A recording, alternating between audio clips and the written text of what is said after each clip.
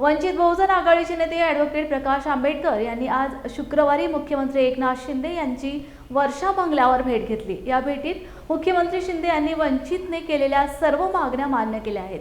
दीक्षाभूमी आंदोलन प्रकरणी कोणत्याही आंदोलनकर्त्याला अटक केली जाणार नसल्याची प्रमुख मागणी मुख्यमंत्र्यांनी मान्य केल्याचे वंचित बहुजन आघाडीने म्हटले आहे। दीक्षाभूमी आंदोलन प्रकरणी कोणत्याही आंदोलनकर्त्याला अटक केली जाणार नसल्याचे आश्वासन मुख्यमंत्र्यांनी दिले आहे।